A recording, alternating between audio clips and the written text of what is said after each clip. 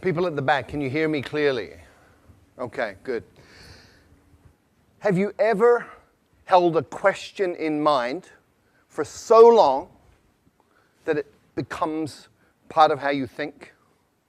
Maybe even part of who you are as a person?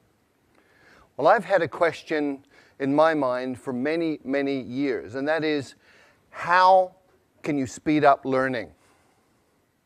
Now, this is an interesting question because if you speed up learning, you can spend less time at school. And if you learn really fast, you probably wouldn't have to go to school at all. Now, when I was young, school was sort of okay, but I found quite often that school got in the way of learning. So I had this question in mind: how do you learn faster?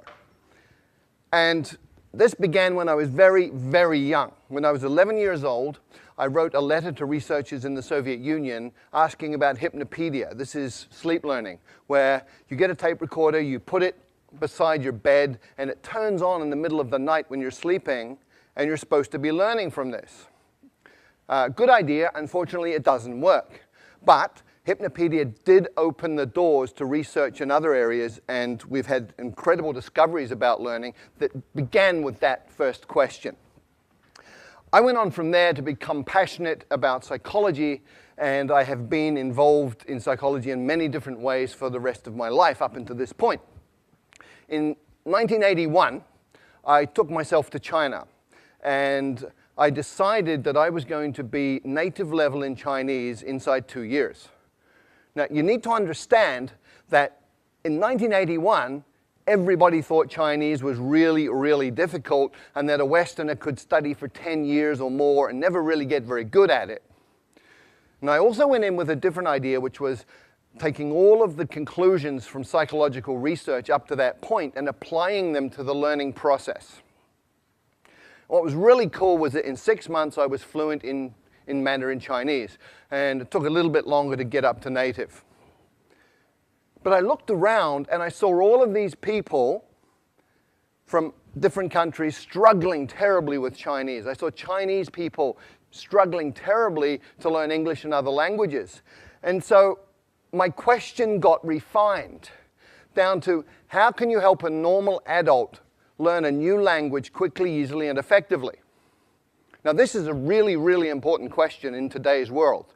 We have massive challenges with environment. We have massive challenges with social dislocation, with wars, all sorts of things going on. And if we can't communicate, we're really going to have difficulty solving these problems. So we need to be able to speak each other's languages. This is really, really important. The question is, how do you do that? Well, it's actually really easy. You look around for people who can already do it. You look for situations where it's already working, and then you identify the principles and apply them. It's called modeling, and I've been looking at language learning and modeling language learning for about 15 to 20 years now. And my conclusion, my observation from this is that any adult can learn a second language to fluency inside 6 months. Now, when I say this, most people think I'm crazy. This is not possible.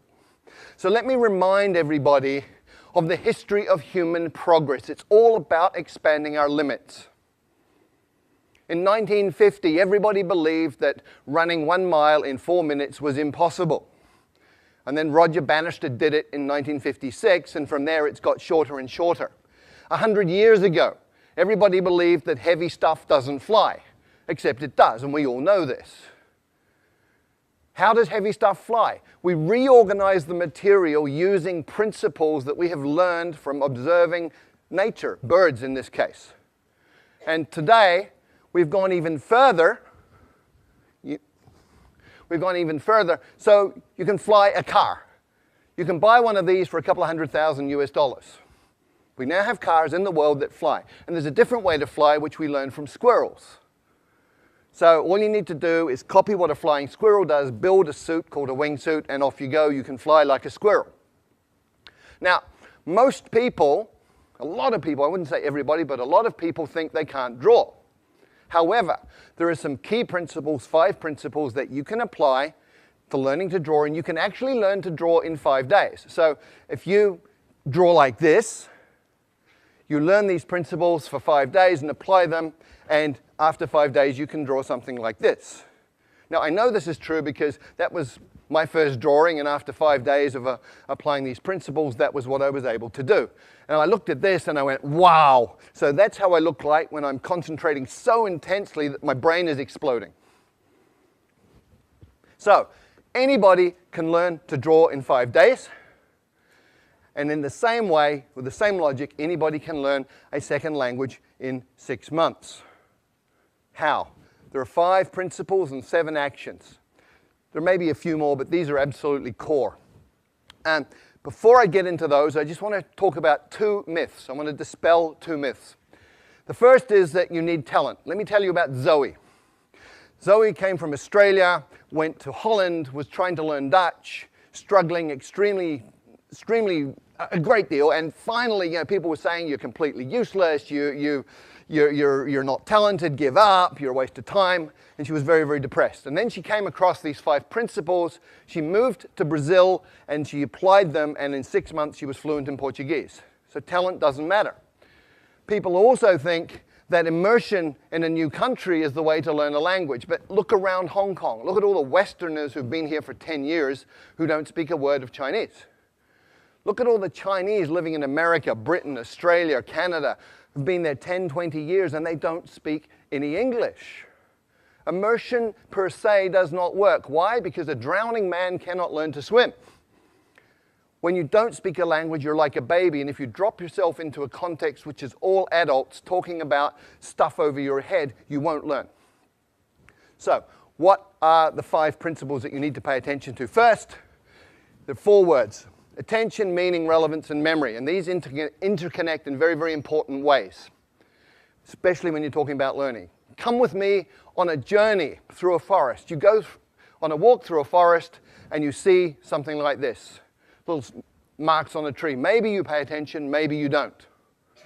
You go another 50 meters and you see this. You should be paying attention. Another 50 meters, if you haven't been paying attention, you see this. And at this point, you're paying attention.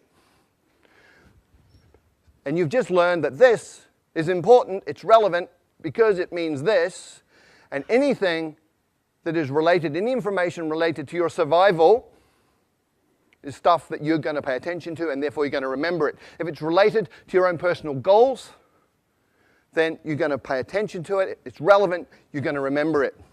So the first rule, first principle for learning a language is focus on language content that is relevant to you, which brings us to tools. We master tools by using tools, and we learn tools the fastest when they're relevant to us. So let me share a story. A keyboard is a tool. Typing Chinese a certain way, there are methods for this. That's a tool. I had a colleague many years ago who went to night school Tuesday night, Thursday night, 2 hours each time, practicing at home. She spent 9 months, and she did not learn to type Chinese. And one night we had a crisis. We had 48 hours to deliver a training manual in Chinese. And she got the job. And I can guarantee you, in 48 hours, she learned to type Chinese because it was relevant, it was meaningful, it was important. She was using a tool to create value. So the second principle for learning a language is to use your language as a tool to communicate right from day one, as a kid does. When I first arrived in China, I didn't speak a word of Chinese. And on my second week, I got to take a train ride overnight. I spent 8 hours sitting in the dining car talking to one of the guards on the train. He took an interest in me for some reason. And we just chatted all night in Chinese, and he was drawing pictures and making movements with his hands and facial expressions, and piece by piece by piece, I understood more and more. But what was really cool was 2 weeks later, when people were talking Chinese around me, I was understanding some of this, and I hadn't even made any effort to learn that. What had happened, I'd absorbed it that night on the train, which brings us to the third principle. When you first understand the message, then you will acquire the language unconsciously.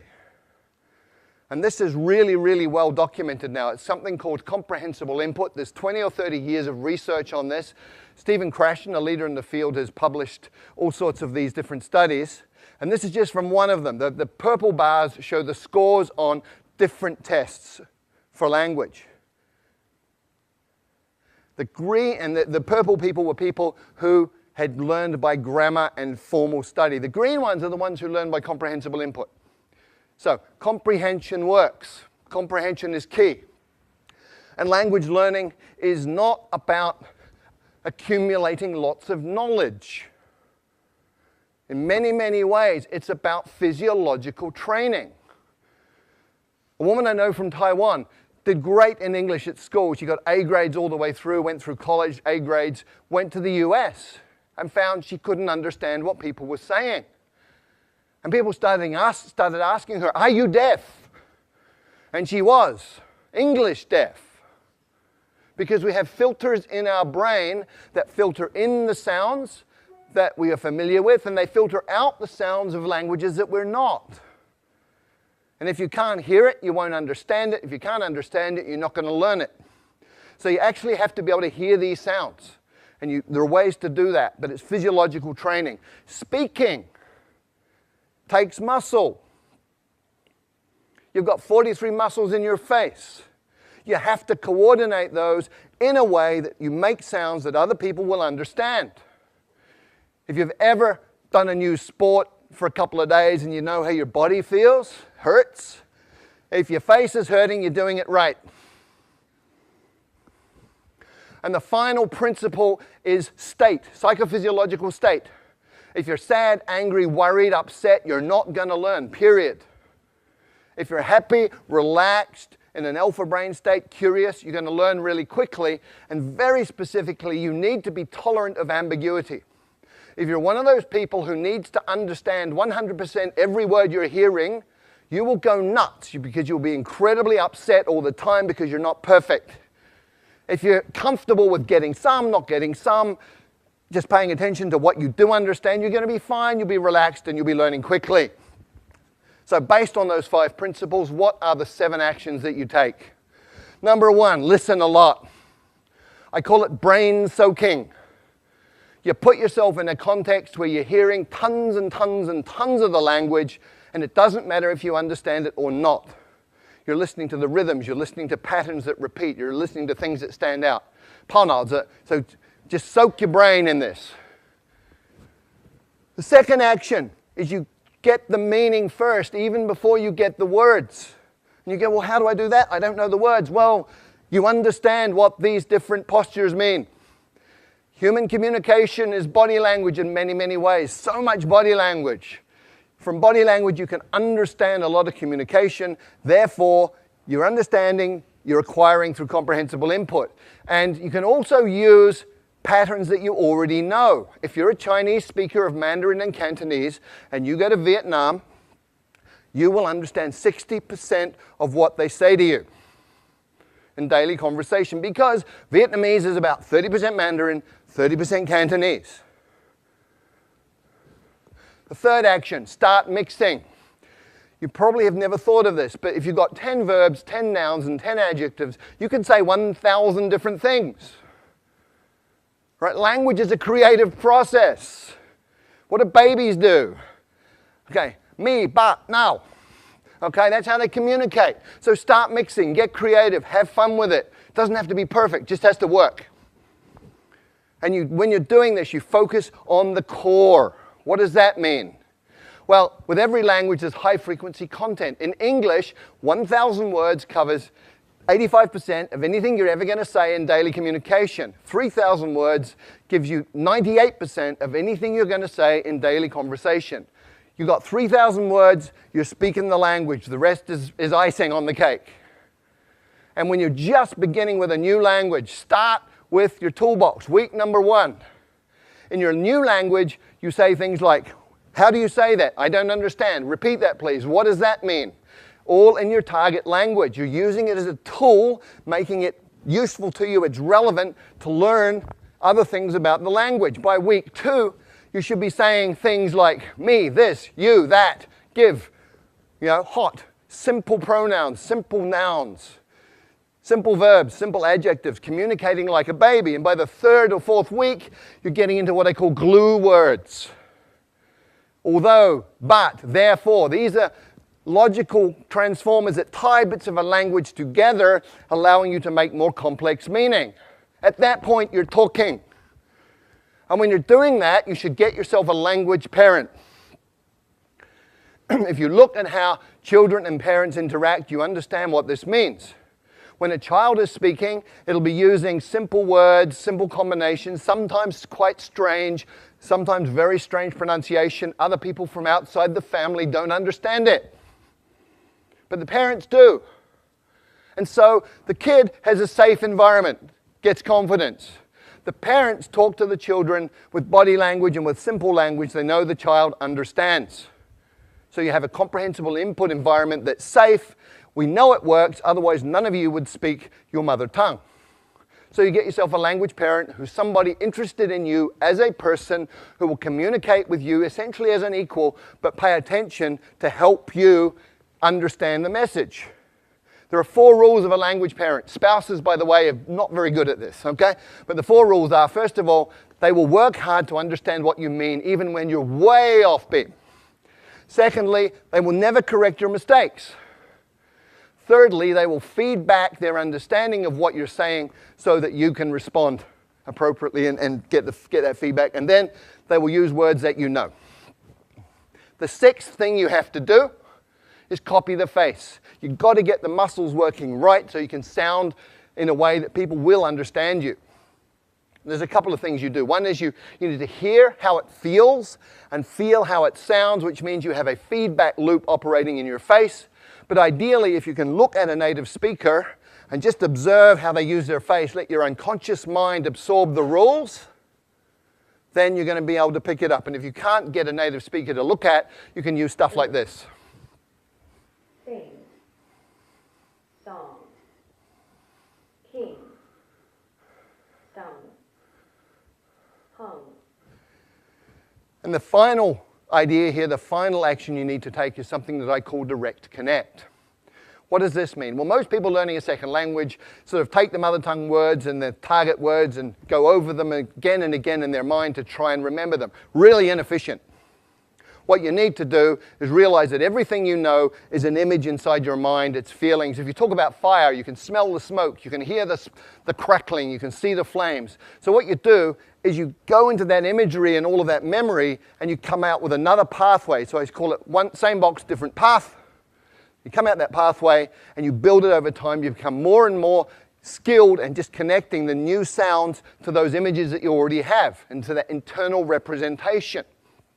And over time, you even become naturally good at that process that becomes unconscious. So there are 5 principles that you need to work with, 7 actions. If you do any of them, you're going to improve. And remember, these are things under your control as the learner. Do them all. You're going to be fluent in the second language in 6 months. Thank you.